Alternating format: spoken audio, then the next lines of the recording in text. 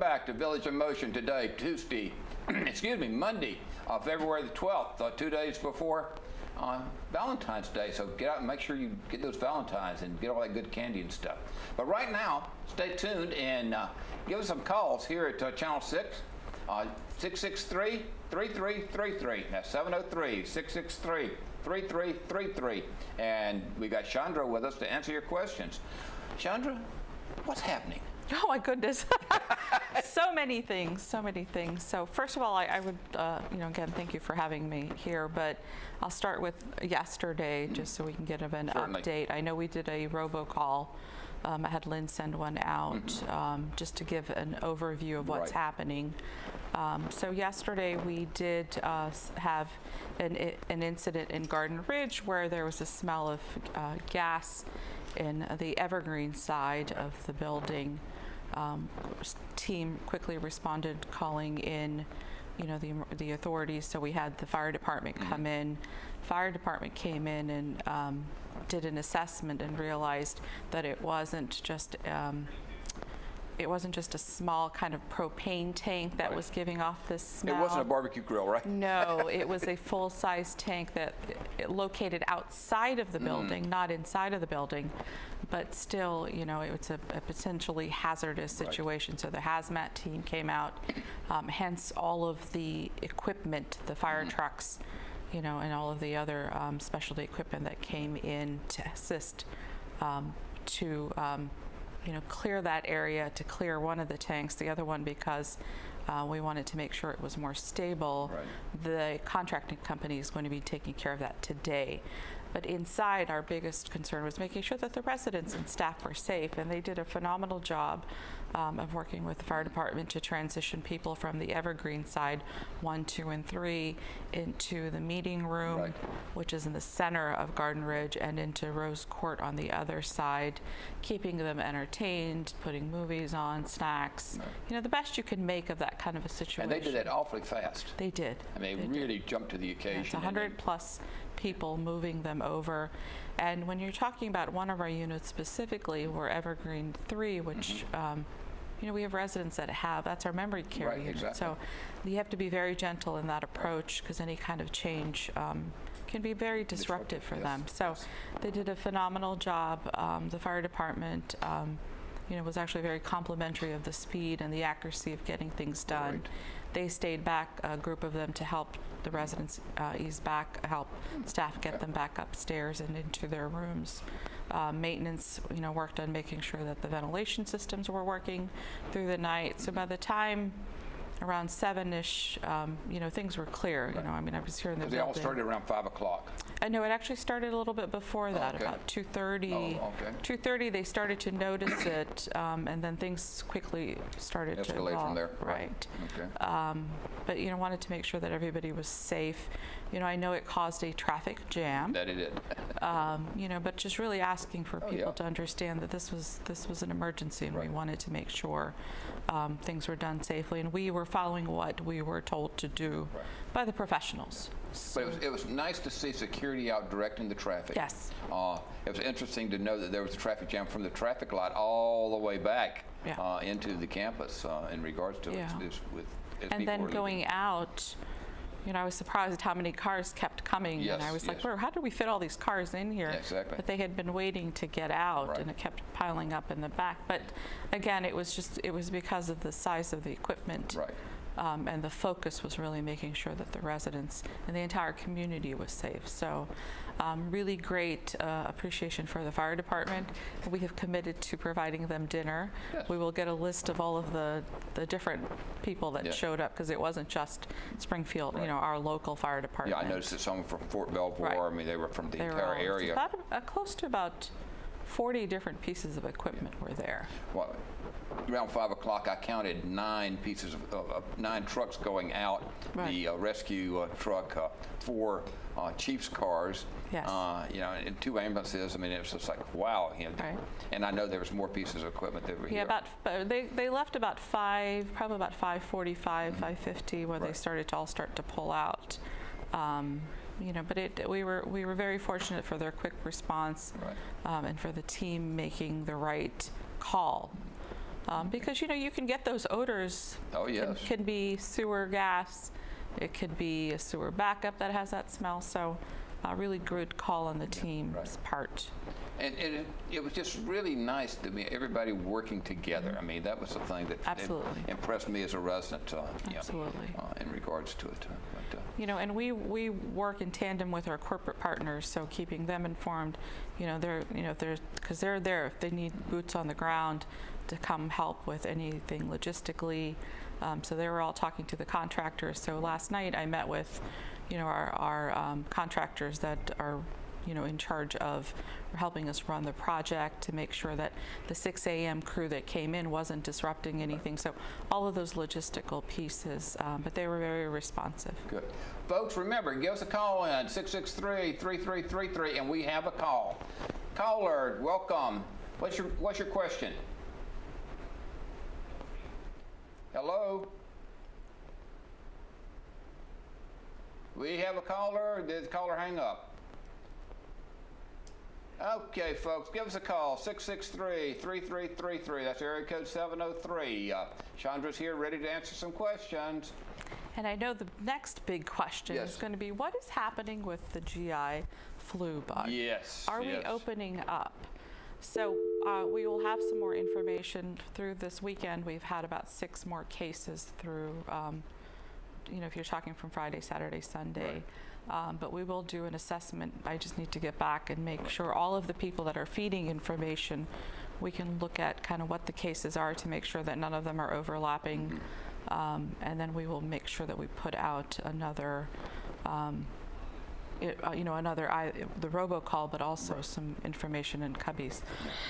Because, I mean, who makes those decisions? You meet with Dr. Dar and yourself, and are there other members of the team? So I use the information that I get from Gardner Ridge from... I'm going to stop you one Okay. second. Got a call. Yes, caller. Welcome. Oh, hello. Oh, I'm on air, am I? Yes, you are. Okay. I would like to ask Chandra a question about the way things are handled. If one were to get the flu or the neurovirus and they stay in their apartment, I understand that meals and a kit will be brought to their apartment, but do they get charged for that? How long does it go on, and how many meals? Okay. Thank you very much for your question, Chandra. So the kit that we're talking about has things like Pedialyte in it. It has anti-nausea medication. It has anti-diarrhea medication. That needs to be ordered by the medical center. So when you make the call and you're not feeling well, you call the front desk. You talk to a physician.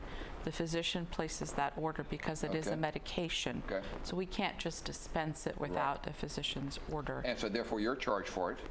Well, we put all that together, yes, right, yes, and then we deliver it. Right. It's a nominal charge to me, it's just putting all the stuff together because it's nothing, it's nothing except for things that are necessary, especially to keep people hydrated. Right. And then the meal service piece of it, they can call down and say, I'm not feeling well, we'll have the meals delivered. At this point, if we have someone that is suffering from either the flu or the GI, we'll address the charge piece of it. My first, from where I sit is to make sure that the residents get their meal and they get taken care of. Right. And so it's usually a couple meals. I'm not inclined to say, okay, I'm going to charge you. Now, if somebody wants to have delivery ongoing, that's a little bit different, and we'll take it from there. But for a few meals, we just want to make sure that the residents get. So if we're sick, call in, talk with the physician, get the kit, and also call dining services, restaurant of your choice, and get the meal delivered. Yes. Is that right? So you'd call the stores, right? Right, you call the stores. Call the store to get the meal delivered. Okay. All right. Hopefully that takes care of that part of it. And who makes those decisions about? So making your question about making decisions, we also incorporate our regional medical director, Dr. Matt Narrett, into that discussion. So it's two major physician players, and this isn't a decision that I would make on my own.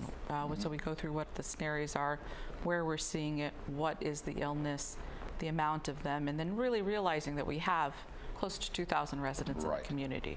So, if we were to get down to a smaller number, then that makes sense to say we can go back, continue to keep those high touch point areas that we're having right now sanitized, limited access to prevent it from spreading, because it seems to be very contagious. Oh, that it is, yes, yes.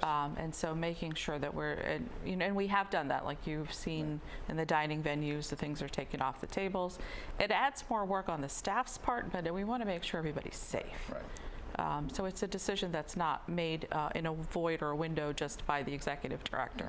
Okay. It really is incorporating the medical director and our actually national medical director, who is Matt Narrett, into the conversation. All right. And then the decision is made to do 5 days or do a week, or what's the So timeframe? we like to keep, if I see in the next 3 days, the incubation period can be longer, but if sometimes people have had it and we're getting it reported 2 days into it. Okay. Some people say, I just had my first bout of illness. Right. So we have to kind of see where people are in their disease process, I would Right, say, yeah. in that, when their illness process, not disease process, but illness process, Okay. and then assess it from there. Ideally, it would be 7 days. Right. But if we can find that we've got not having any new cases, over a 3-day period, then at that point, because it's independent living, we can contain people in their apartments longer. We would look at removing the restrictions. Okay. But it seems like we've been running about 2 new cases a day almost. Yes, last week we had 7 in one day, and another day we had 9. Wow. Okay. So that's when I was like, okay, so it's not changed. Yes. However, prior to that 3 days, I had no cases. 2 days, I had no cases, and Right. I was getting really excited, thinking, okay, maybe we can come beyond this now. And then, unfortunately, it was back to back, multiple cases, close to about 94 cases in That have been reported so far? that have been reported. Okay. There's multiple that have not been reported. Some people don't know to report. Some people feel like they don't want to report. Right. But these are people that have reported. And we do the reporting, not that we're trying to stigmatize someone or anything, but we want to know, is it in a specific neighborhood? Is it in a building? Yeah. So we can see if there's something different we need to do. And we're right in the middle of the season right now. Yes. For flu and It is. gastroenteritis and all these different colds and everything else. Unfortunately, you have a yes. PhD in nursing, so you know how it is out there right Yes. now. And the flu, from my understanding, the flu vaccine has only been about 10%.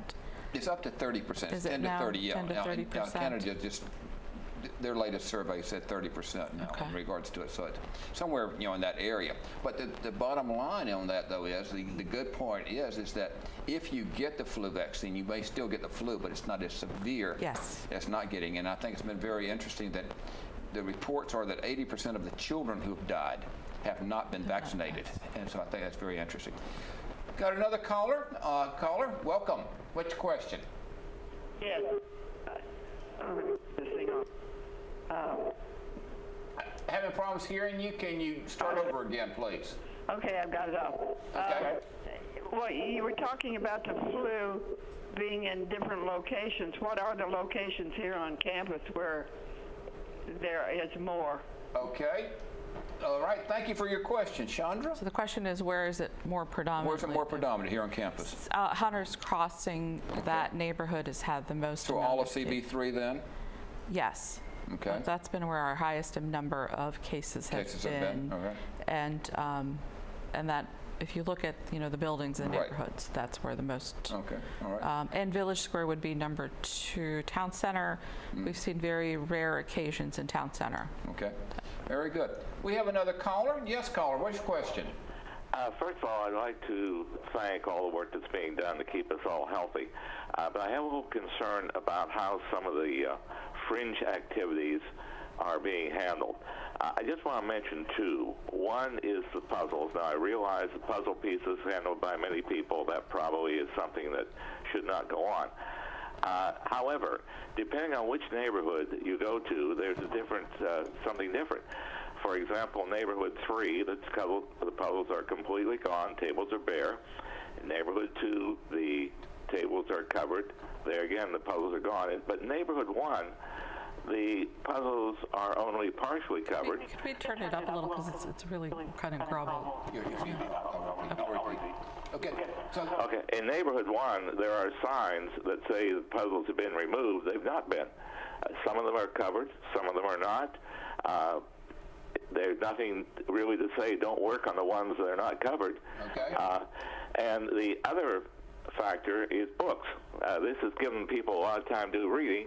However, the library in neighborhood 1 is closed, locked, all kinds of signs on the door. But in neighborhoods 2, the library door is not locked. There are no signs. In neighborhood 3, of course, that is an open area. The books are pretty well exposed. So I guess if I want to do a puzzle, I'll go up to neighborhood 1 and do it. I can't do the other 2 places. If I want a book, I can go neighborhood 2 or 3. So I guess what I'm saying is some of these directives have gone out, but been handled differently in different neighborhoods. And I'm not sure why that happened that way. But as I say, some of these activities are causing some concern about residents when they go from one neighborhood to another and find out my library is locked, somebody else's isn't. I could comment on that. okay, thank you very much, caller. The question is that there appears to be some inconsistencies with how people are implementing the directives to not do things. And one being that there's neighborhood 1, the puzzles are still out in regards to things. Covered. Right. Whereas they've been removed from 2 and 3, neighborhood 2 and 3. And the same thing with books, with the libraries. The concern about the inconsistency that the big library is locked, the others are not, and they're open in regards Well, to see, the puzzles, we gave a directive to either cover them up and keep, so put a sign on them. Some of them got removed, but we're a little worried about getting them removed because people had their puzzles partially done. So once that was already done, we kind of just left it the way it was to make sure that our first, of course, was to make sure that we just kept them covered. In reference to the library, that is a specific area that we shut down, but the other one has areas where people may want to come and sit. Doesn't necessarily mean they want large groups to congregate. So that was the decision that if we shut everything down, it's a multi-purpose area. So that was the only difference. So that's the reason for the inconsistencies. Right, right. It was more because it's more than just, the books are there. Okay. But it's more of a use. So it's not the fact of touching the books. Well, just as we said, we have to use common sense. Right. I mean, you walk through the elevators, you probably have more of a chance of getting something off of doorknobs, elevators, light switches.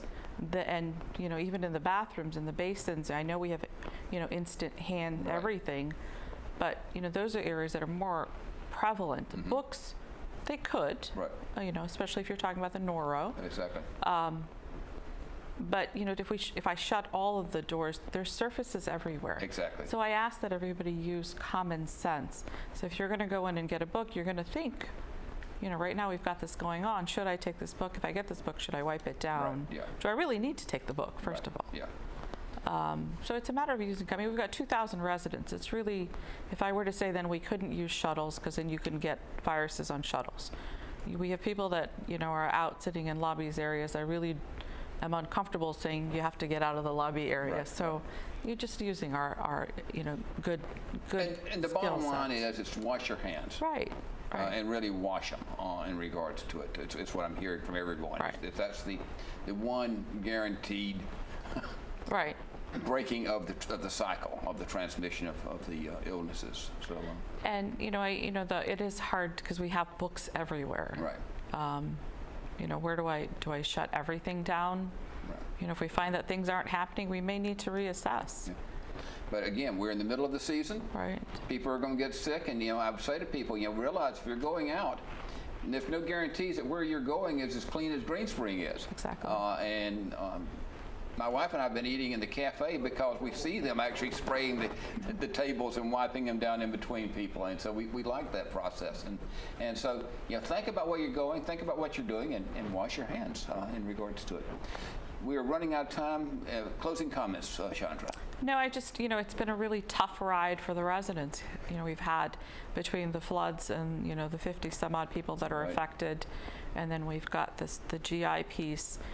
It's been a tough start of the year, and I'm just grateful that people have been so supportive. I mean, to walk around, a few people are upset, but most people understand the reason for this, and the rationale is that we want to make sure everybody's safe. So, I continue to say, please don't have little ones come in to visit.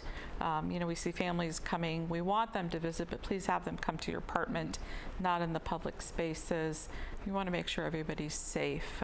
So just continue to use good judgment and wash your hands. There you go. Very Thank good. you. Thank you very much, Sean. Thank you.